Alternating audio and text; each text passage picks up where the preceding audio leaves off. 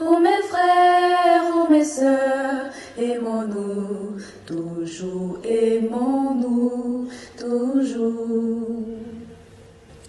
Lui pour toujours, c'est Dieu qui nous unit, son amour nous conduit et nous rassemble tous sous son aile. Par le lien de l'esprit, soyons toujours unis.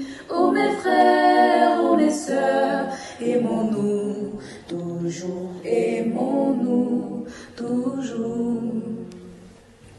D'où viennent les querelles et d'où viennent les haines parmi les enfants de ce royaume? Dans la vie nouvelle, brûlons ces choses vaines. Oh mes frères, oh mes sœurs, aimons-nous, toujours aimons-nous, toujours.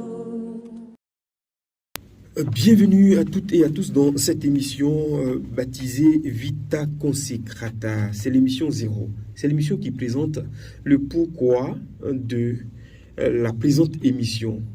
De quoi s'agira-t-il? Quelle est l'origine? Quelle est peut-être la source de cette émission? Qu'est-ce qu'on veut transmettre par cette émission? Quelle est la cible de cette émission? Quels sont les objectifs de cette émission? Quelle est la mission de cette émission? Pour parler de cette émission, nous recevons la présidente de l'Union des religieux et religieuses du diocèse de Grand-Bassam, en la personne de Sœur Emma Conan, religieuse de Notre-Dame du Calvaire. Bonjour ma sœur. Bonjour monsieur Pierre Kipré, bonjour chers auditeurs et auditrices de Radio Espoir. Elle se fait accompagner par un membre du bureau de l'Union, en la personne du père Arsène Balogun, religieux salésien de Don Bosco, en mission à leur maison à Poumassi, Remblai. Bonjour mon père. Bonjour. Vous pouvez rapprocher le micro de vous, s'il vous plaît. Voilà, tirez le micro encore vers vous, encore. C'est bien. Bien. Voilà, donc, soyez les bienvenus dans cette émission. Merci bien. On a entendu le générique dire Vita Consecrata, le générique dire vie consacrée dans, en fait, Vita Consecrata, la vie religieuse au cœur du diocèse de Grand-Bassam. Tout a commencé comment et pourquoi? Parlez-nous de l'Union. Parce qu'en fait, vous êtes la présidente de l'Union des religieux et religieuses du diocèse de Grand-Bassam. Félicitations. Merci. Et donc, effectivement, depuis octobre dernier, donc octobre 2022, je me suis vu confier la charge de la direction de l'Union, de la présidence, de l'Union des religieux et religieuses du diocèse de Grand-Bassam. J'étais dans le bureau en tant que vice-présidente. Ah, l'Union existait avant vous, hein? Oui. L'ancien président, c'était qui? C'était le président, le dernier président, c'était le frère Simon-Pierre Connet, frère franciscain, qui a été envoyé en mission dans le diocèse de Saint-Étienne. De Saint-Étienne. Ah, d'accord. Et donc, j'étais sa vice. Et c'est pas malheureusement par la faute des choses. Juste après son départ, on m'a dit de monter. Il fallait obéir en église et c'est ce qui a été fait. Et l'Union est composée, bien entendu, par son nom de religieux et des religieuses. Le diocèse du Grand-Bassam, donc en mission dans le diocèse de Grand-Bassam. Et pourquoi cette union des religieux et religieuses? Au départ, il y avait l'union des religieuses à part et l'union des religieux à part. Et même sur le plan national, c'était pareil, mais à un moment donné, on s'est dit, mais attends, c'est de la même vie religieuse qu'il s'agit. Pourquoi les religieuses d'un côté et les religieux de l'autre côté? Et donc, au niveau même de la nationale, la conférence des supérieurs majeurs, il y a eu cette fusion de religieux et religieuses. La conférence des supérieurs majeurs. Ça veut dire quoi? C'est un peu une union, si on peut dire, qui regroupe tous les responsables de congrégation, pas les provinciaux, mais les supérieurs généraux, qui sont ici en Côte d'Ivoire, de toutes les congrégations présentes en Côte d'Ivoire. Donc, c'est une instance, je peux dire, supérieure des différentes unions au niveau diocésain. D'accord. Et donc, lorsqu'il y a eu cette fusion au niveau de la nationale, dans les différents diocèses, il fallait aussi entrer dans cette droite ligne. Et c'est ce que le diocèse de Grand-Bassam a essayé de faire. Et donc, depuis, avec la sœur Mat Koumon, qui était la première présidente de cette union des religieux et religieuses du diocèse de Grand-Bassam, dont je salue au passage, je lui dis merci. Où elle est maintenant? Elle est présentement en mission Au Congo. Au Congo. Oui. Dès qu'elle arrive en Côte d'Ivoire, vous nous l'amenez pour qu'on puisse faire une émission avec la pionnière à la présidence. Sans faute, elle sera très contente. Et je dis merci aussi à sa communauté, puisqu'elle est de la congrégation des Sœurs des Pauvres. Ah, d'accord. Que nous allons recevoir certainement dans la deuxième émission. Exactement. Ok, donc c'est un peu ça l'union de façon générale. Et depuis octobre dernier, je suis la présidente. Le vice-président, c'est le frère Fimé Don Orione.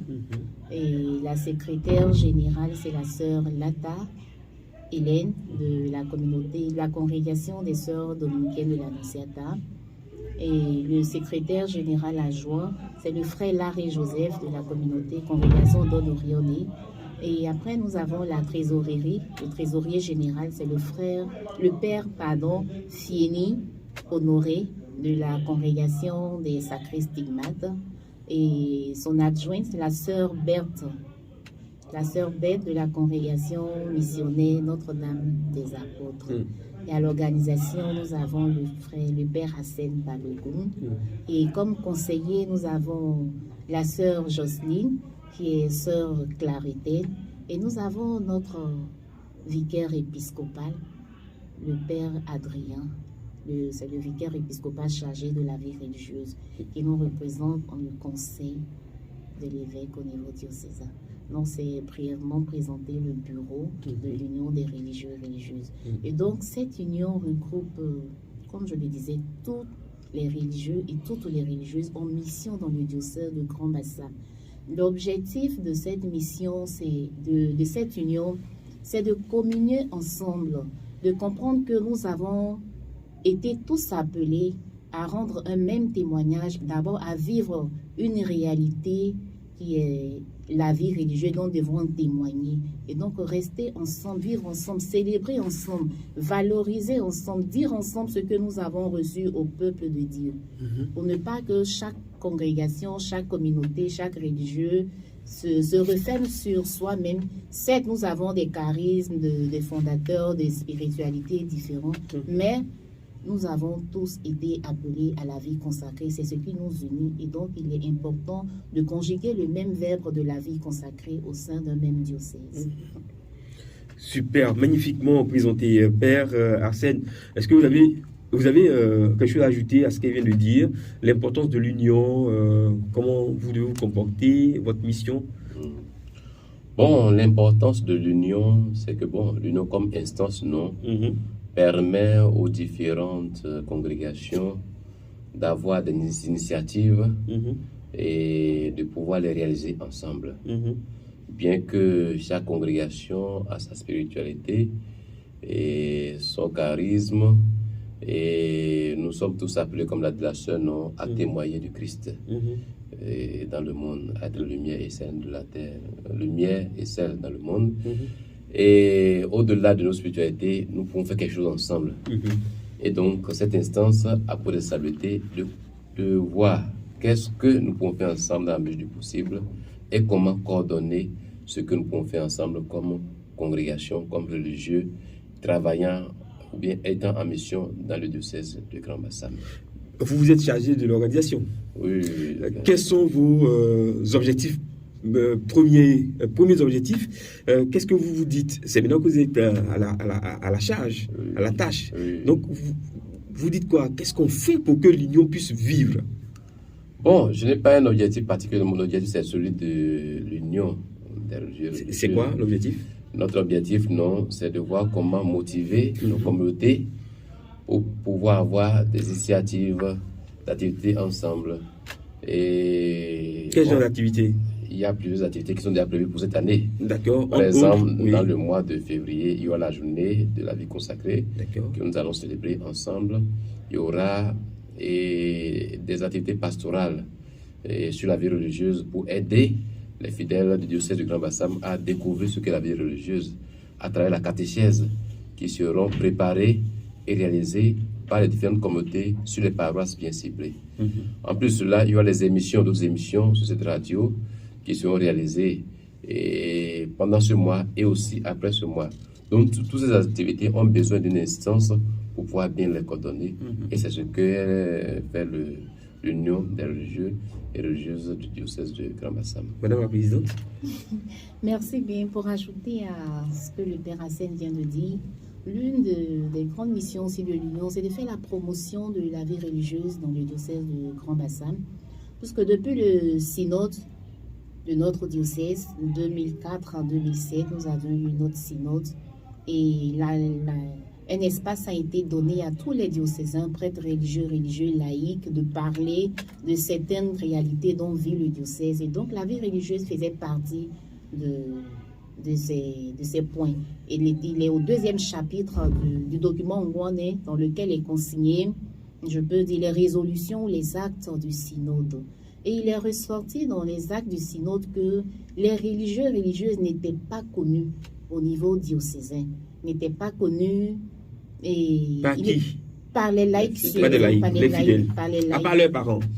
Vraiment, j'ai ma fille que j'ai mise au monde. Leurs parents ne les connaissent pas. Hein. Oui, parce que notre vie, je peux dire, demeure un peu un mystère. Certes, nous vivons avec les parents, mais alors là, à qui la faute? Je mets ma fille au monde, elle est religieuse, elle va à l'école, elle apprend des choses, et puis elle revient, elle me dit je suis mathématicienne. Et puis moi, je ne sais pas ce que ça signifie, ce qu'elle fait. À qui la faute? C'est à la fille. Bon, à la fille, mais aussi aux parents. D'expliquer aux parents en disant, papa, je suis devenu comme ceci maintenant, donc ma vie sera tournée comme ceci, je fais comme ça pour vivre, je vois tout en mathématiques, je vois tout en anglais, je vois tout voilà, en quoi consiste ma vie. Merci. Là, les responsabilités sont partagées. D'accord. Parce que... Moi, je n'irai pas à l'école, en tout cas, pour savoir ce que fait une religieuse. La vie religieuse, ce n'est pas le faire. Ce n'est pas dans le faire. Une religieuse qui fait ci, qui enseigne, qui est mathématicienne, qui est directrice, qui est docteur. C'est pas ça la vie religieuse. C'est d'abord l'être. Et donc, notre être, c'est vraiment difficile d'expliquer ce que nous vivons. Ce que nous vivons transparaît plus dans ce que nous sommes. Donc, du coup, généralement, les gens nous disent, les religieuses font ci. Les religieux font ça. Non. Qu'est-ce qu'elles sont, les religieuses? Qu'est-ce qu'une religieuse? C'est son être d'abord qui est consacré. Et donc, cette relation intime qu'elle vit avec le Christ est difficile à décrire. C'est dans le vécu, c'est dans l'expérience qu'on découvre qu'elle est cette religieuse. Je prends un exemple. 2 femmes sont là. Une en robe, en tenue de sœur avec le voile et une autre en civil. Dans la manière de faire les deux, ce n'est pas la tenue tout de suite. C'est tout de suite, on reconnaît l'habit par le moine. La tenue va nous dire tout de suite, cette femme ou ce monsieur, il est religieux, religieuse. Mais au-delà de la tenue, le comportement, le témoignage de vie, le style de vie, la manière de parler, la manière de sourire, doit nous dire cette femme, elle a quelque chose de particulier à communiquer, qu'elle communique dans sa manière de faire. Et donc, c'est une religieuse, mais c'est une femme de Dieu. Puisque qu'est-ce qui fait qu'elle réagit comme ça? Parce qu'elle a une intimité plus profonde avec le Christ qui lui permet de vivre selon sa spiritualité, son charisme propre, d'une certaine manière que le laïc n'a pas. Donc, du coup, les religieux vont se retrouver sur les mêmes terrains de mission, mais la manière de rendre cette mission va différer. Bon, il faut aussi reconnaître que dans nos milieux, la vie religieuse n'est pas toujours comprise et n'est même pas parfois facile à expliquer. Et cela est tributaire peut-être de la première évangélisation. Et puis dans nos milieux, et les premiers missionnaires que nous avons reçus étaient en général des prêtres. Et donc, les gens toujours n'ont cette tentation de vouloir comparer le religieux au prêtre. La sœur, parfois, est comprise comme la face féminine du prêtre, alors que la sœur ou le frère, religieux ou religieuse, n'est pas un prêtre raté ou n'est pas un prêtre de moins. C'est une autre vie. Et donc, il y a toujours ce défi dans le processus d'évangélisation de nos pays et de nos réalités. Je pense que c'est pour cela que ce défi est dans le diocèse. C'est pour ça que le diocèse, au cours du synode, je pense, a inscrit cela. Et donc, pour pouvoir relever ce défi, c'est pour ça, et avec l'évêque qui motive vraiment... L'évêque qui? Notre l'excellence, l'excellence Monseigneur et Raymond Awa, qui vraiment nous motive, nous encourage à vraiment faire connaître la vie religieuse dans le diocèse Et il nous pousse vraiment à pouvoir vraiment aider les fidèles à comprendre ce qu'est la vie religieuse. Et c'est dans ce sens que ces activités du mois de février qui sont réalisées, la catéchèse qui sera réalisée sur les paroisses, c'est pour répondre à ce défi, c'est pour relever ce défi. Même les émissions qui sont réalisées ici au niveau de la radio Espoir, c'est pour relever ce défi, non, d'une meilleure compréhension de la vie religieuse dans notre Église. C'est pour relever ce défi. Est-ce que votre affaire là, c'est pas une affaire sectaire, de secte, où on dit, bon, quand tu es religieuse là, ce qu'on dit ça c'est secret, on partage pas ça à tout le monde, on dit pas à tout le monde. Mais si vous vivez comme ça, en autarcie, nous on va vous regarder comme ça, et puis on se dit, bon, comme on sait pas ce qu'elles font là-bas, ce qu'ils font là-bas, bon, elle est partie, et il est parti, il n'aura pas parti, personne n'ira encore à sa suite. Mais si à chaque fois que vous prenez conscience de ce que vous avez découvert, j'ai découvert l'adoration, j'ai découvert l'oraison, papa, on va faire oraison pendant vos temps de vacances, maman, on va faire oraison. Mais quand on voit que faire oraison, ça fait du bien, quand on voit que lire le bréviaire, ça fait du bien, et puis on dit, le mec qui arrive, on dit, sa fille est religieuse. La dame qui arrive, son fils est prêtre ou bien est religieux, ou bien sa fille est religieuse. Là où ils sont, ils font passer l'information à leurs amis dans le quartier, et puis parce que vous sortez d'une communauté, tous ceux qui sont membres, qui fréquentent vos parents, vos amis, eux tous, ils commencent à comprendre, à connaître ce que vous faites dans votre congrégation, dans votre institut. Et puis ça passe. Je sais que c'est dans Marie Claret, il y a des saints comme ça qui ils sont sortis du milieu d'un peuple non converti, mais parce qu'ils sont devenus prêtres.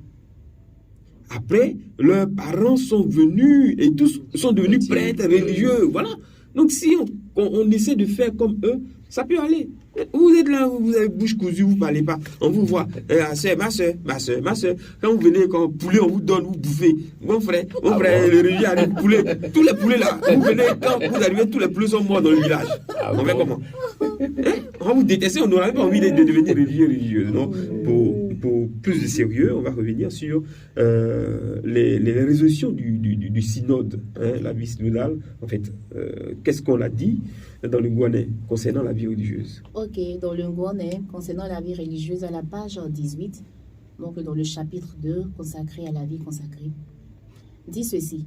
Vu qu'il y a un déficit de communication entre religieux et religieuses et laïcs, le synode recommande aux congrégations religieuses d'utiliser les moyens à leur disposition pour mieux faire connaître, entre autres, que la journée de la vie consacrée soit célébrée de façon solennelle. Déficit de communication. Déficit de communication. Mais la communication, il ne faut pas voir ici la communication dans le premier niveau. Donc, pour dire que les religieux ne se parlent pas ou bien ne communiquent pas assez avec les laïcs. C'est sur notre être. C'est pas nous seulement.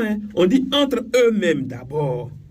Déficit de communication entre les religieux eux-mêmes. Effectivement. Entre eux et les laïcs. Effectivement. Entre eux et... Voilà. Certes. Entre communautés religieuses. Parce qu'on avait constaté que chaque communauté gérait un peu son affaire. Une affaire de leadership. Pas leadership. Mais on s'est dit quoi? Vous défendez quoi? Non, pas qu'on défend, mais on s'est dit quoi? Comme on a un charisme, une spiritualité différente de l'autre congrégation, donc c'est mon affaire. Non. Tous ces charismes, toutes ces spiritualités tirent leur source dans le Christ. Sans le Christ, rien d'autre que dans le Christ. Chaque congrégation essaie de faire transparaître une toute petite partie de la vie du Christ. Et donc, une seule congrégation ne peut pas dire, non. Donc, nous complétons. Et quand nous partageons même nos charismes, spiritualités, nous constatons que quelque part, nous nous rejoignons.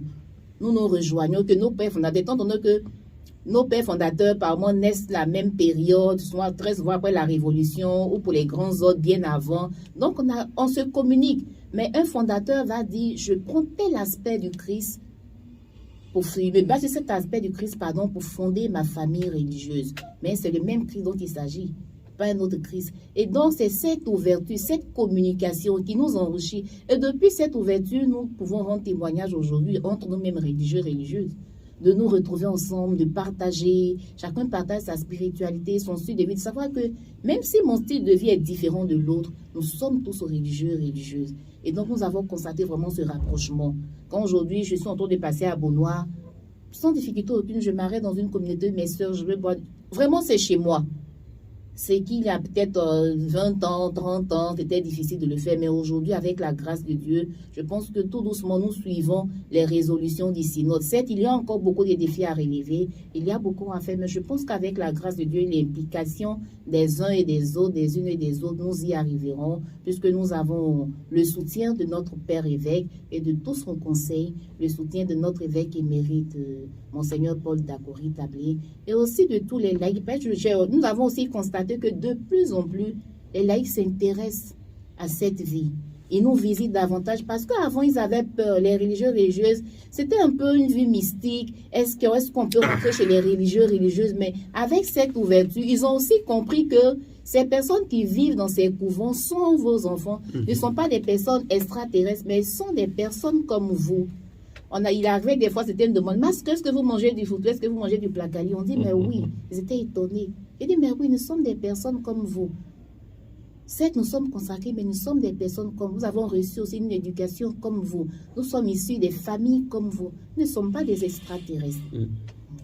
Sur ce point de la communication entre communautés, communautés religieuses, qu'est-ce que vous avez à ajouter? Bon. Est-ce que vous, aisément, vous irez chez les claritaires ou chez les franciscains à l'heure de la prière des vêpres, vous asseyez avec eux pour prier? Bon, d'abord, et lorsque si on parle de la communication, je pense que ce n'est pas dans ce sens. D'accord. Parce qu'il faut reconnaître que généralement les communautés religieuses, ils ont leur organisation interne. D'accord. Ils ont leur heure de prière, leur heure d'activité, leur heure de réunion et de repas. Et il pourrait arriver que pour une raison ou pour une autre, par exemple pour une raison de réunion, je me retrouve dans la communauté de la sœur Irma. D'accord. Ou bien dans la communauté des orionistes ou des claritains. Et peut-être pour des raisons de réunion. Et après la réunion, bon, peut-être je peux prier avec eux et peut-être ne manger avec eux. Cela ne pose pas de problème en général. Cela ne pose pas de problème. Et la question de la communication dont on parle, c'est comment faire. Je pense que le défi c'était comment faire pour que, bon, malgré la divergence des charismes, que les religieux et religieuses puissent ensemble réaliser quelque chose, ce qui est en train d'être fait actuellement. Je pense que c'était ça le défi pendant le synode. Sinon, la fraternité au niveau des communautés religieuses et religieuses, oui, normalement existait. Est-ce qu'au niveau des charismes et des particularités, aisément, des Salésiens pourraient recommander des personnes à une autre congrégation, une autre communauté qui est spécialisée dans? Ça se fait souvent, se fait souvent. Par exemple, tout récemment, j'ai reçu un jeune et qu'un religieux m'a envoyé de notre diocèse. Un jeune, il me l'a envoyé de l'écouter et de l'aider, et au discernement. Pourquoi? Parce que c'est que, bon, nous sommes des Salésiens, nous occupons des jeunes, surtout de certains jeunes en situation difficile. Comme vous pouvez aussi conseiller quelqu'un d'aller voir je pourrais aussi les conseiller orionistes. quelqu'un d'aller voir les orionistes ou d'aller voir les sœurs de la charité. Donc nous connaissons nos spiritualités et charismes. Donc lorsque parfois on reçoit les personnes, des fidèles qui sont dans une situation, dans un besoin particulier, les communautés généralement les orientent selon le besoin de la personne. Super. Deuxième point. Le deuxième point du synode, ça touche aussi la question de la communication avec, comment on appelle, les laïcs. Là, nous avons fini avec les religieuses entre nous. Pour enchérir ce que le Père disait et même pour aller plus loin, il faut reconnaître que nous étions fermés. Mon Père, c'est vrai, peut-être vous venez d'arriver, mais il faut reconnaître que nous étions fermés. Et avec le synode, nous commençons à s'ouvrir un peu. Voilà, parce qu'il est arrivé des moments, même souvent nous sommes dans le même diocèse, il y a une communauté qui vit une réalité particulière que la communauté voisine ne sait même pas. Parce qu'elle ne la connaît pas. Parce qu'elle ne la connaît pas. Donc, c'était aussi des réalités. Il fallait vraiment voir, toucher la chose du doigt, en parler pour que peut-être nous-mêmes qui vivons prenons conscience de cela. Parce qu'on peut être dans quelque chose, mais tant que le voisin ne nous interpelle pas, on pense que ce qu'on fait, il est bon. Mais je pense que le synode nous a permis d'ouvrir les yeux sur cette réalité et nous-mêmes travailler là-dessus. D'accord. Et donc, l'autre aspect, c'est avec les laïcs. Comme je le disais, mais maintenant, lorsque nous faisons nos célébrations, nos rencontres, et même pour la journée de la célébration de la vie consacrée prochaine, nous allons inviter aussi les différents responsables de l'affaire, du conseil, du laïcat, pour venir communier avec nous, pour dire que c'est ensemble que nous avons à relever ce grand défi. Nous travaillons ensemble, nous vivons avec eux. Il n'est pas que les religieuses font des choses à part, et les laïcs aussi font des choses à part. C'est ensemble que nous travaillons. La preuve, dans nos écoles, dans nos hôpitaux, nous travaillons avec des laïcs. Nous travaillons avec des laïcs. Donc, c'est vraiment pour valoriser, pour montrer au monde entier cette lumière, ce don, cette grâce de Dieu. Et aussi, le troisième point qui rejoint aussi la lettre du pape Jean-Paul II, dans sa première lettre, c'est que nous-mêmes, nous célébrions pour le don que Dieu nous a fait, pour ce don de la consécration que Dieu nous a fait. Donc, je pense que c'est autant de... Pour le choix de votre personne. Pour le choix de notre personne, pour le don de la vie. Parce que vous n'êtes pas en prison. Même pas. Voilà, être un religieux ou religieuse, c'est pas être les derniers de la surface de la terre, de la communauté chrétienne. Vous êtes quand même des privilégiés. Hein? Tout comme les prêtres qui se célèbrent, eux, ils se célèbrent, hein? Ils sont fous, ils se célèbrent mal. Un prêtre qui est ordonné, il se célèbre, et puis les religieux sont là. On ne parle pas de nous.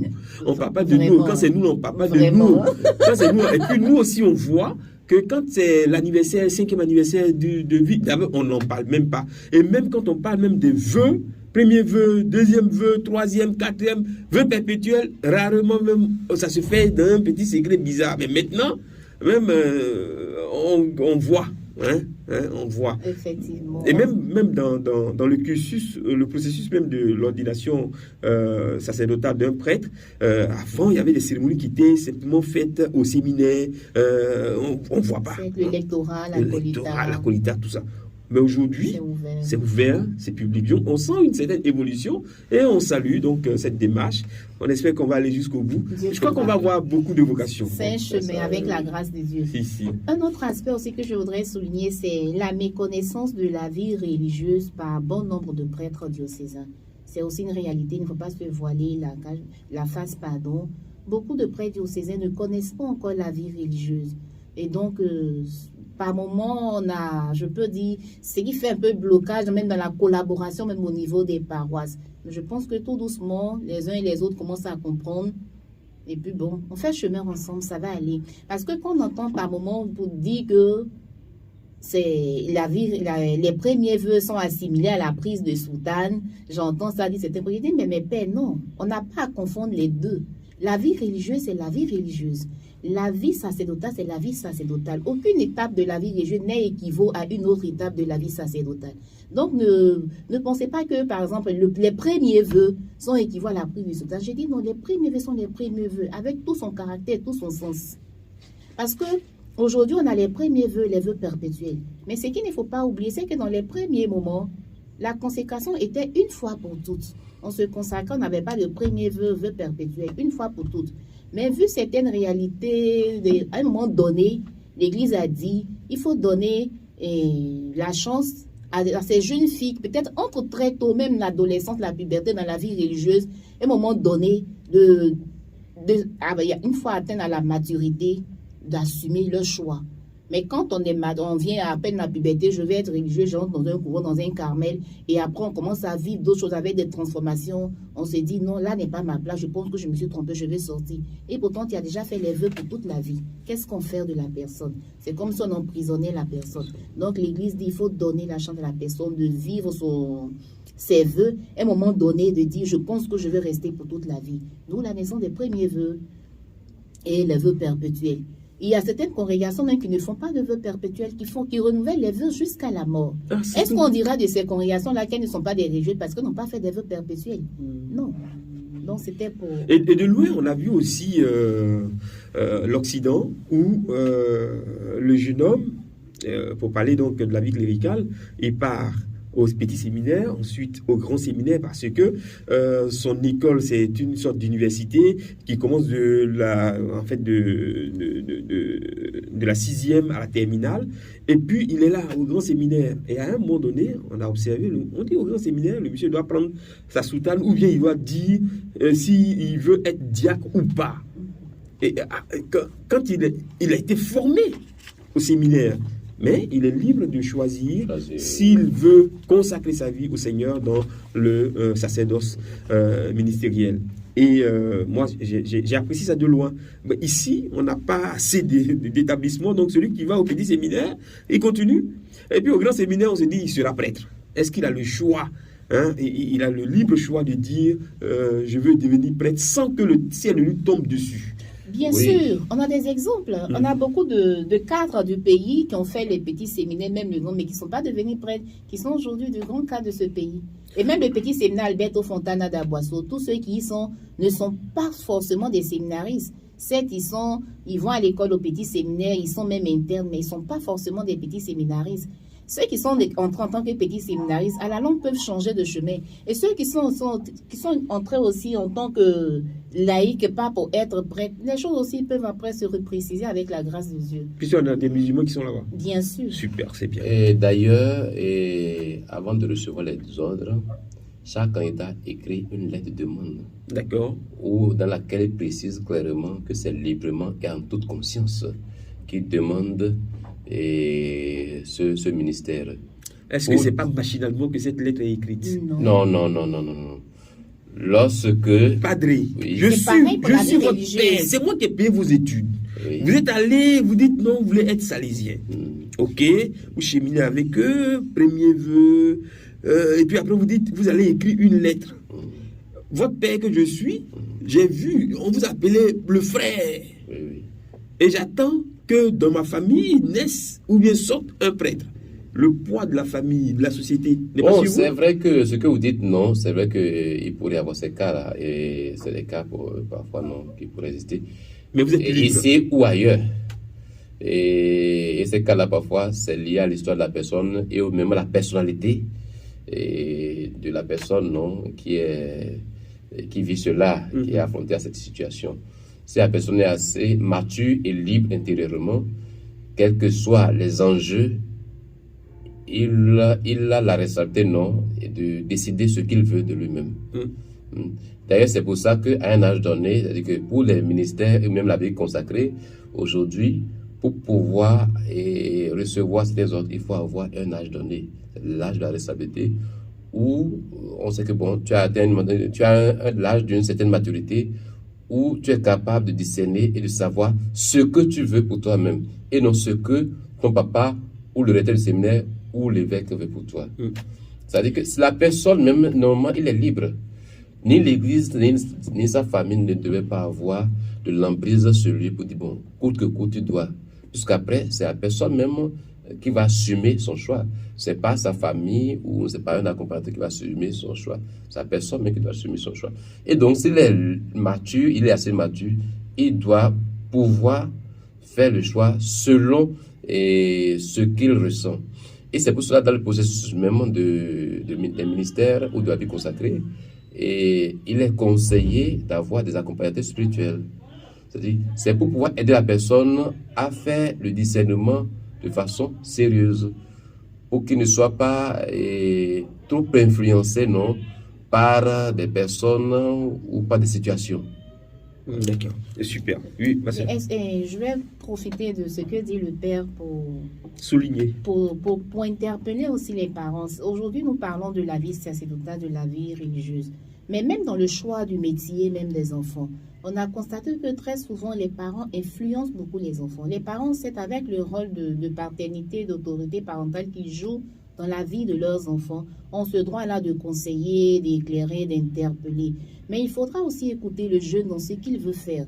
Autrement, le jeune est contraint de faire ce que papa ou bien maman voudrait que je sois. Mais est-ce que c'est vraiment ce que ce jeune-là voudrait être? Donc, c'est le lieu aussi d'interpeller aussi les parents à vraiment écouter les jeunes. D'être flexible. Voilà. Et écouter beaucoup. Super. Donc, ça, c'est l'union des religieux et religieuses, son existence, le pourquoi, le comment et les objectifs que vous fixez. Et puis, dans les activités, vous avez parlé donc d'avoir des journées de rencontres, vous fréquenter, avoir des temps de formation ensemble. Bien sûr. Vous avez des temps de formation ensemble, des recollections. Oui. Parlons de cette année pour vivre le thème de l'année pastorale. Et aussi... Ah, vous vivez aussi le thème de l'année pastorale? Mais bien sûr, nous sommes dans le diocèse. On est dans le diocèse. Nous sommes dans un diocèse. Non, écoutez, le pape dit, voici le thème de l'année pastorale. Les évêques récupèrent et le reformulent selon leur diocèse. Ok, déjà. Et puis, après, les curés de paroisse. Au niveau des paroisses, des comités religieuses. Oui. Donc, vous aussi, vous récupérez le même thème et vous le retravaillez. Par contre, on récupère, on est dans le diocèse. Nous sommes dans le diocèse. Nous vivons en communion et en collaboration avec tous les agents pastoraux du diocèse. Et je pense que le synode sur la synodalité vient encore mettre un point d'honneur sur la question. C'est chaque congrégation, comme le dit, selon le charisme, selon l'orientation, soit l'année du chapitre ou l'année de je ne sais quoi, a un thème à travailler dans sa congrégation. Mais étant entendu que nous sommes dans le diocèse, en plus de ce que nous avons à travailler dans nos congrégations internes, nos différentes congrégations, nous avons l'obligation d'entrer dans l'esprit du diocèse dans lequel nous sommes. C'est ça aussi l'Église. C'est ça qui fait l'Église, sinon on deviendrait des sectes de l'Église. Oui. Et je pense que c'est aussi ce qui a suscité la question de l'ouverture. Parce qu'il y arrivait des moments où on était vraiment campé sur nos programmes communautaires. Même quand il y a une activité au niveau diocésain, la communauté d'abord. Oui, c'est la communauté d'abord, mais la communauté vit dans un diocèse. Et donc, logiquement, pour une congrégation qui est sur un territoire, pour le diocèse de Grand Bassam que je connais le mieux, Monseigneur, déjà depuis le mois à la fin de la clôture de l'année pastorale, début octobre, septembre même octobre, son programme est déjà disponible. Donc toute communauté religieuse, toute congrégation devrait d'abord, avant de tracer son programme communautaire, avoir le programme de Monseigneur. Quelles sont les grandes dates auxquelles on ne peut pas se dérober? Pour ne pas que nos activités communautaires prennent le dessus des activités, le dessus des rassemblements, par exemple. Je prends un cas, par exemple, le grand pèlerinage des jeunes. Pour moi, c'est inadmissible qu'une communauté religieuse programme une activité à ce grand rassemblement des jeunes, puisque nous parlons de pénurie des vocations. Mais si nous ne partons pas à la rencontre des jeunes pour être avec les jeunes, là où il y a le vivier des jeunes. Vraiment, il y a le vivier. Où est-ce que nous allons prendre des vocations s'ils ne sont pas là où il faut? Là où sont les enfants aussi. Un exemple parmi même les enfants aussi. Effectivement, les enfants. Rassemblement des enfants et même les familles. AFC. C'est le lieu aussi de parler aux parents. De parler aux parents, d'éduquer les parents pour dire, comme j'ai l'habitude de dire, à l'AFEC de secteur Koumassi, dont je suis la conseillère, AFEC AFC. Ah, vous êtes la conseillère de l'AFEC. Je disais, mais dans l'éducation de vos enfants, parlez-les aussi de la vie religieuse. Parce que très souvent, on entend, il faut bien te comporter. Demain, quand tu vas te marier, tu seras une bonne femme ou bien un bon époux. Mais en aucun cas, on ne dit que tu seras un bon prêtre. Donc l'enfant, il ne sait pas de quoi il s'agit. Même quand il vit des choses qui ressemblent à ça, comme il n'a jamais entendu, il ne sait pas comment l'exprimer. Lui, dans sa tête, c'est le mariage ou pas. Et comme vous le dites aussi, si l'AFEC, dans ses rencontres nationales ou diocésaines, ne voit pas qu'on peut être religieuse NDC, religieuse NDA, NDI, religieux salésien, religieux franciscain, avec tous les habits qui se présentent, mais ça va sortir de l'esprit. Effectivement, quand on fait le grand rassemblement des 8 mars à Brombaco chez Monseigneur Paul Dakoui Tablé, on peut compter les religieuses du bout du doigt. Ça va changer. On espère avec la grâce de Dieu. La présidente est à la tâche, ça va changer. Ça va changer, un courrier va précéder, va rappeler. Parce qu'on oublie tout ça. On oublie, ça nous surprend comme ça, comme diarrhée. C'est ça, c'est pour cela qu'on ne fait pas.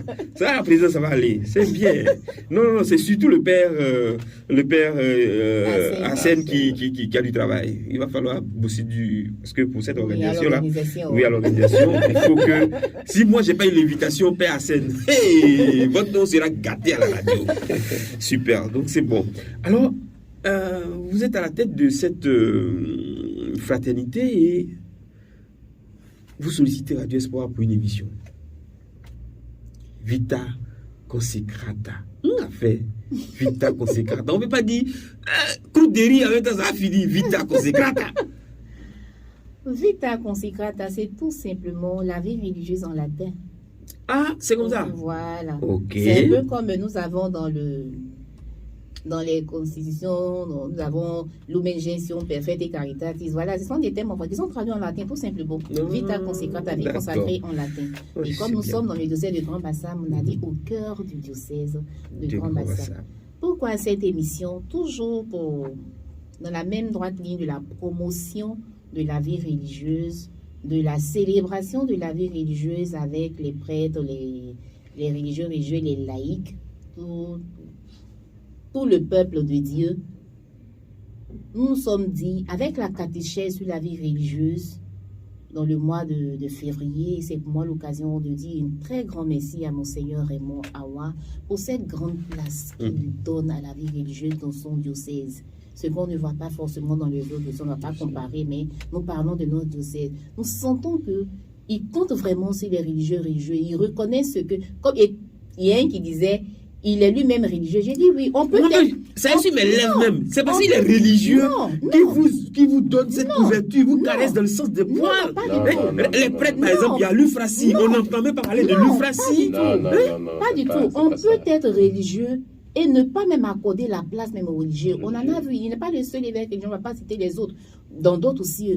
Mais il a compris que c'est l'Église et les religieux font partie de l'Église. C'est ensemble que nous avons à accomplir la mission du Christ, à nous confier. Il a compris. Donc, c'est pour moi l'occasion de lui dire merci. Et aussi son conseil. Et il ne cesse de vraiment nous booster. Quand il sent qu'il y a un peu de lenteur, il nous booste. Il ne nous fait pas cadeau. Je lui dis merci. Il nous booste comme un bon père de famille à vraiment prendre la place dans le diocèse et à être vraiment ce ferment-là dans le diocèse. Et donc, c'est pour moi l'occasion de lui dire merci. Et donc, tout le mois de février, il nous a dit, vu le nombre de religieux, cette année, nous sommes 188 religieux en mission dans le diocèse de Grand Bassam. Tout le mois de février, remplissez le diocèse, envahissez le diocèse, parlez de la catéchèse sur la vie religieuse, pour que tout le monde comprenne ça, c'est quoi la vie religieuse. Et donc, depuis 2 ans, 3 ans, nous sommes en train de travailler à mettre sur pied un document sur la catéchèse, pour la catéchèse de la vie religieuse. Et nous avons ébauché quelques traits, axes. Et il est à d'expérimentum. Avec l'expérience, comme le disait même la dernière fois, l'expérience, la pratique va nous donner de vraiment finaliser ce joyau-là. Et nous lui disons aussi merci parce que là aussi, il suit vraiment de près les travaux. Quand ça ne va pas, il nous interpelle. Quand il y a des choses, il dit, revoyez ça, allez travailler. Et nous envoie vers des personnes ressources pour nous aider vraiment à la confection, à la finalisation de ce manuel. Et donc, je lui dis merci. Donc, on s'est dit, on va aller dans les communautés paroissiales pour parler de la vie religieuse. Mais il y a des personnes qui ne sont ni catéchumènes, qui ne sont pas dans les mouvements. La logique voudrait que tous les chrétiens soient dans des mouvements, mais malheureusement, il y a la réalité, elle est là. Ou bien même qu'on veut, on ne peut pas. On a dit, à travers les ondes de Radio Espoir, on peut aussi faire connaître la vie religieuse. Et donc, le bureau s'est réuni, on a réfléchi. Bon, cette année, on va proposer. Et quand nous avons fait la proposition à son Excellence, Monseigneur Raymond Awa, son conseil, tout de suite, ils nous ont encouragés. C'est une belle initiative. Ils ont fait les observations concernant ce qui a été proposé. Et nous avons pris attache avec le directeur général de Radio Espoir, M. Pierre Kenny, que nous disons aussi fait bon accueil. Très bon accueil.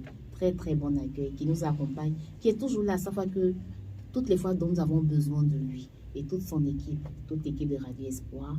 Et aussi à Pierre qui prend. Ça, c'est pas le moment des remerciements, mais je pense qu'il est ma soeur, la question que je veux poser, c'est que vous êtes religieux, religieuse, et pourquoi c'est vous qui avez l'émission? Je sais pas. Pourquoi l'Euphrastie, les prêtres? Alors que l'union des prêtres existe, la fraternité des prêtres existe, il y a une émission pour les prêtres. Ma devise, avec cette émission-là, on découvre le prêtre. Une partie de la vie cachée, la vie difficile, la vie réussie, le parcours du prêtre. Mais jusque-là, on voit pas. Bon, on va essayer de voir. On voit avec pas qui, les prêtres ou les prêtres là, c'est compliqué. Ici, non, pas de la vie religieuse. Après, il faut rencontrer dans les leur prêtres. inbox. Voilà. D'accord, super. Donc, une émission Vita Consecrata. Est-ce que on peut savoir c'est quoi la fréquence, c'est quoi le cinématique, de quoi est-ce qu'on va parler, combien de parties dans l'émission? Ok. Vita Consecrata, la vie religieuse au cœur du diocèse de Grand Bassam, est une émission qui, avec la grâce de Dieu, va voir le jour. On verra le jour en 2023. L'émission a deux grandes parties. L'émission a deux grandes parties. Une première partie, dans une première partie, sera débattue d'un thème précis qui parle de la réalité aussi de la vie religieuse, tout ce qui touche à la vie religieuse, que ce soit depuis l'histoire, l'essence même de la vie religieuse, les vœux, comment vivent les religieuses, et bien d'autres, tout un programme bien établi. Et la deuxième partie, nous allons permettre aux congrégations, différentes congrégations du diocèse, de se faire connaître à travers leur charisme, leur spiritualité, leurs particularités et leur mission, leur place dans le diocèse de Grand Bassam. Donc l'émission a deux grandes parties dont je viens de parler. Elle se déroulera tous les troisièmes mercredis du mois, à partir de 21h, 21h15. Sur Radio Espoir, bien sûr, et Radio Paix sans vie. Ils sont les deux radios. Les deux grandes radios du diocèse de Grand Bassam. Surtout que Radio Espoir, à partir d'une certaine heure, est en synchronisation avec le programme de Radio Paix sans vie. Et nous saluons nos auditeurs de Radio Paix sans vie qui nous suivent actuellement. Merci d'écouter cette émission. Merci de nous faire suivre cette information. Et puis, soyez des nôtres. Vous avez dit quand? Les troisième mercredi du mois. D'accord. Vita Consecrata, la vie religieuse au cœur du diocèse de Grand Bassam. Alors, à chaque fois... Permets-moi d'ajouter quelque chose avant de continuer. Lors de notre dernière rencontre avec Monseigneur, il disait, lorsque j'ai eu l'entretien avec les animateurs, les catéchistes, ils m'ont dit, certes, le mois de février est consacré à la vie religieuse, mais ils sont sur les soifs parce que pour les personnes qui ne parlent pas le français, comment faire pour qu'elles aussi puissent comprendre c'est quoi la vie religieuse? Et donc, c'est un gros projet qui est sur la table. On n'a pas oublié nos parents. Le bureau va travailler et voir dans quelle mesure essayer de satisfaire, de traduire aussi cette catéchèse-là en langue locale. C'est un projet qui nous tient à cœur et nous sommes en train de travailler. Pour le moment, c'est la catéchèse en français. En français, super. Voilà, nous allons tout doucement vers la fin de cette émission. Dans cette émission, on pourra avoir quelques séquences de musique. Bien sûr. Et un point d'honneur est mis sur les religieuses, chantres, je peux dire artistes, qui ont une œuvre musicale sur le marché. Nous avons par exemple la sœur Blondine des Sœurs Notre-Dame de la Paix, avec sa douce voix. Nous avons la sœur Euphrasie Avelé, qui est une fille du diocèse de la paroisse Sainte-Anne, qui est de Notre-Dame de l'Incarnation. Nous avons la sœur Emma, il paraît qu'elle aussi, elle est artiste, on verra bien. Et notre point d'honneur sera mis sur les chants du diocèse. Puisque nous sommes dans le diocèse, les chants du diocèse. D'accord. Il faut aussi dire à tous ceux qui s'étonnent quand on parle d'un chantre religieux ou d'un religieux qui chante, il ne faut pas vous étonner parce que toute une vie, 10 ans, 9 ans de formation consacrée à psalmodier, ça donne envie de chanter, à apprendre le chant, à à décoder la musique, ça donne envie de chanter, de psalmodier. Ce sont des musiciens, ce sont des chantres nés ou formés ou proposés. Seulement qu'il y en a comme le père Arsène, par exemple, qui déteste chanter, donc qui ne veut même pas qu'on découvre sa fibre de chantre.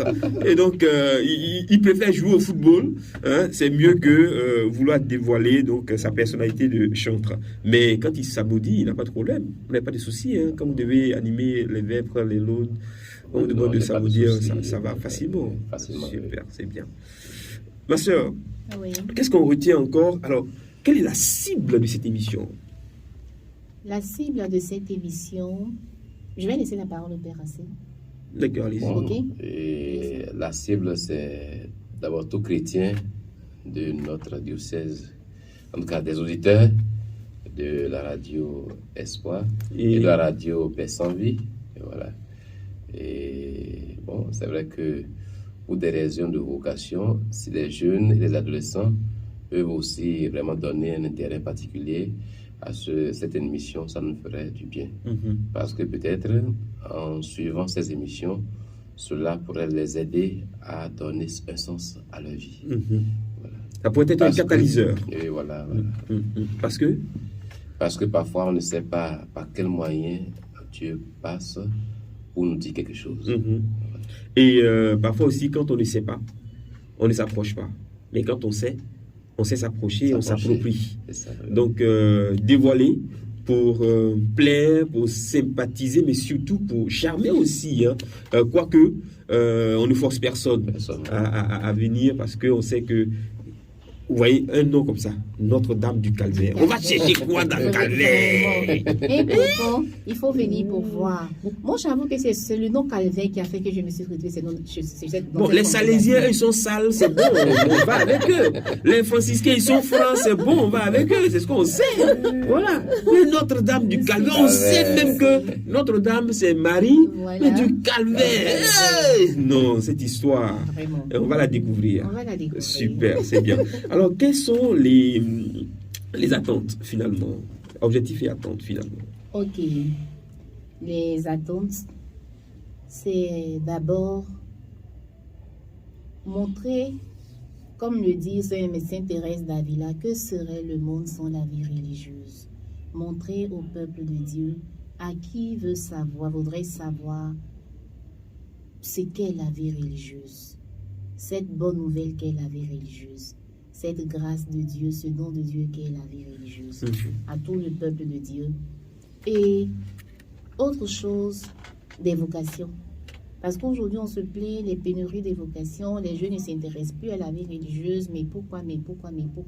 On s'est dit sans doute parce que les jeunes même ne savent pas c'est quoi la vie religieuse. Donc, parler de la vie religieuse, ouvrir nos portes, permettrait à ces jeunes de venir vers nous, échanger avec nous, se faire accompagner et avec la grâce de Dieu discerner le projet de Dieu dans leur vie. Et permettre aussi aux parents de comprendre que être religieux, ce n'est pas du gâchis, ce n'est pas les vanités. C'est pas une perte. Voilà, ce n'est pas une perte, bien au contraire, c'est un gain, c'est un don, c'est une grâce d'avoir un religieux, une religieuse dans sa famille. Donc, accompagner leurs enfants qui voudraient être religieuses dans des communautés religieuses, les éduquer selon la vie chrétienne en parlant bien sûr de toutes les formes de vie, de toutes les formes d'état de vie dont il y a dans l'Église catholique. Et donc, c'est vraiment ça nos attentes. Et aussi être compris. Être compris, comme je l'ai dit, on démet des mystères pour beaucoup. Donc, on voudrait être compris. On voudrait qu'on nous respecte. On voudrait qu'on nous respecte, respecter les religieux. Dans toute vie, il y a des hauts, il y a des bas, il y a des difficultés, il y a des joies. Mais au-delà de tout ce qui est faiblesse humaine, dont on pourrait constater ça et là, ce n'est pas ça la vie religieuse. Donc on ne nous résume pas à ces différents actes isolés, ni à ces comportements qu'on respecte. C'est quoi la vie religieuse? L'essence même de la consécration. Qu'on se dit, ce sont des personnes dont Dieu a mis à part pour l'accomplissement d'une mission, pour rendre visible, c'est le royaume des cieux sur terre. Donc, ces personnes ont quand même besoin d'être accueillies, d'être respectées dans ce qu'elles font et dans ce qu'elles sont. Une émission de... cette émission-là, j'espère pouvoir continuer à l'animer parce qu'on va découvrir les secrets. Est-ce qu'une religieuse ou un religieux peut sortir le Saint-Sacrement? Est-ce qu'une religieuse peut danser en public? Est-ce qu'une religieuse, à part la catéchèse, pourquoi... à pas distribuer la communion à l'église, à quoi est-ce que la religieuse peut servir ou le religieux peut faire allusion de tout cela. On parlera dans cette émission. Et puis, qu'est-ce qui fait l'amour de la religieuse avec son Christ, du religieux avec son Christ? Mais ma soeur, est-ce qu'on n'a pas un peu peur? Parce que quand on sait que les religieux et religieuses ont peur de s'exprimer à cause de leurs supérieurs qui sont regardants et regardantes, Quand on sait que les religieux et religieuses sont des personnes très introverties pour la plupart, et on voit aussi les religieux et religieuses qui sont extravertis, et tout ce qu'ils reçoivent ou qu'elles reçoivent comme crosse sur la tête. Est-ce qu'on n'a pas un peu peur que vos invités ou les invités de cette émission aient peur ou se débilent en essayant d'éviter les invitations? La peur de s'exprimer, est-ce que ça... vous avez pensé à cela? La peur de s'exprimer, des religieux, religieuses, c'est vrai, ce n'est pas faux, mais je pense que il faut encourager déjà ce qui est fait. Je suis trop occupé, trop d'activités, tel chapitre, c'est un chapeau. C'est ça, il faut encourager ce qui est fait parce que, comme je dis, nous-mêmes religieux, nous avons un travail à faire et tout doucement, nous sommes en train de faire ce travail sur nous-mêmes.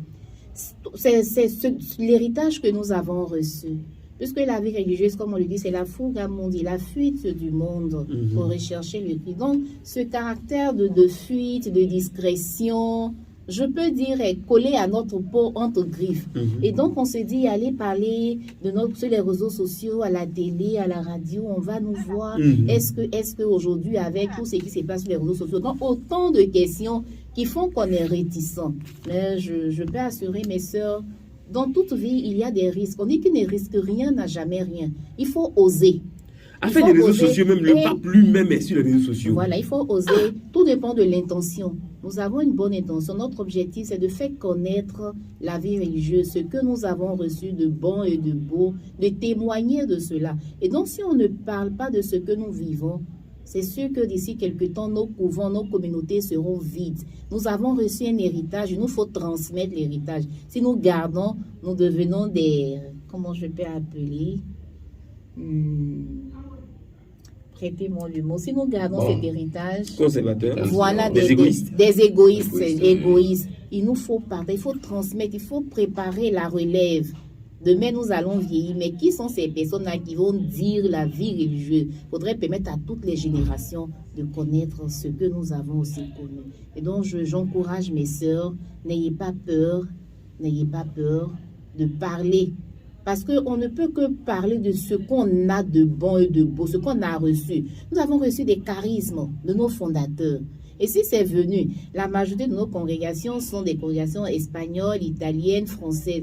Mais si nous les avons aujourd'hui en Côte d'Ivoire, il y a un chemin qui a été fait. Donc, il faudrait aussi vraiment être de nouvelles fondatrices pour nos communautés religieuses. Qu'est-ce que nous laissons pour la génération future? Et c'est d'abord ce charisme-là. Mais ça suppose qu'on en parle, qu'on en témoigne. Donc, j'encourage vraiment mes frères, mes sœurs à prendre l'initiative. Merci à la sœur Irma, je pense qu'elle a dit l'essentiel. C'est vrai que la question de la communication, c'est un défi pour nos églises, pour nos communautés religieuses, pour nous-mêmes comme prêtres. Et souvent on a peur de la communication, surtout quand c'est sur les antennes, quand c'est sur les réseaux sociaux. Parce que ce qui sera dit, on ne sait pas quelle interprétation sera faite de cela et jusqu'où ça va arriver. Et je pense que lorsque nous avons quelque chose de bon et de beau, à partager avec les autres, on ne doit pas avoir peur. Et il faut aussi savoir que qui ne dit rien, qui ne fait rien ne se trompe pas. Ça, qui ne dit rien, qui ne fait rien ne se trompe pas. Donc si quelqu'un, par mégarde, a dit une phrase, un mot, parce que quand on communique, il y a un gap, un large gap entre ce qu'on a envie de dire et ce qu'on dit. On dit, voilà. Ce à quoi on pense, qu'on voudrait dire. Mais on se dit, avant de dire ça, il faut que je commence par dire ceci avant. Le temps de dire le ceci, là, on a oublié ce qu'on voulait dire. Et puis, ça crée le gap. Alors, celui qui écoute, lui, il est là, il fait attention. La personne avait dit d'abord, ensuite, et en troisième lieu, où j'ai 3 points, d'abord, ensuite, et puis le troisième point n'est pas sorti. Quand c'est comme ça, vous vous approchez de la personne pour lui dire, ah, tu avais dit ça, j'étais presque suspendu, et puis après, je suis resté sur ma fin. Est-ce qu'on ne pourrait pas, on suggère. Dans la suggestion, on peut parfaire.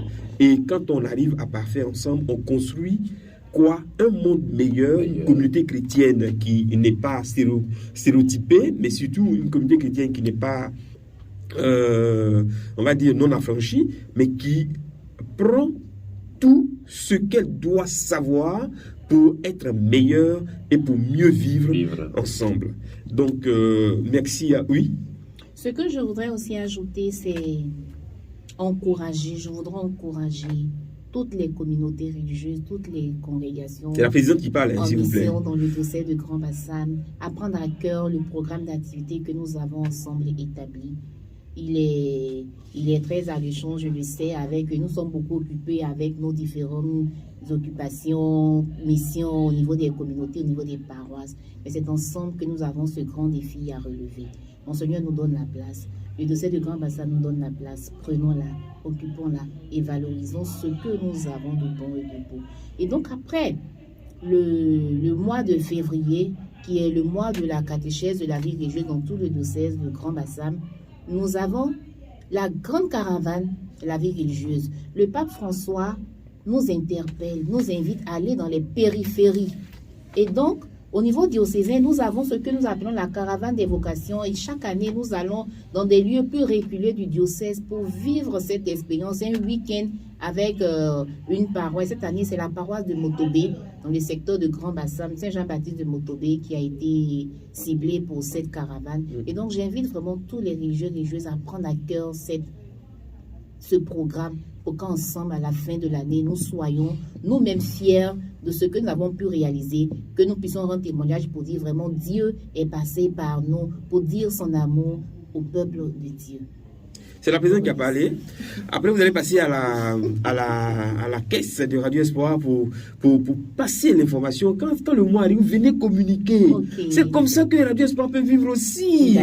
La communauté nouvelle, là. C'est comme ça, il faut pour nous aider à vivre. Quand vous avez une information, venez, un spot comme ça, 50 000 francs, 100 000 francs. Okay. Voilà, vous aidez Radio Espoir à vivre aussi. Il n'y a pas de voilà, que Dieu et Radio Paix s'en vit aussi à vivre. Effectivement. En tout cas, merci. Et donc, je vais finir en disant vraiment grand merci à tous nos dévanciers, à Monseigneur Raymond, à Monseigneur Paul Dacouri Tabé, l'évêque émérite, qui a guidé les travaux du synode et qui a toujours aimé la vie religieuse, qui est toujours présent lorsque nous avons besoin de lui, et à Monseigneur Raymond Awa, notre évêque actuel, à qui nous disons grand merci, au vicaire général du diocèse de Grand Bassam, à tout le conseil presbytérium du diocèse, à tous les prêtres pour leur accueil, pour leur ouverture dans nos différentes missions, dans nos différentes activités.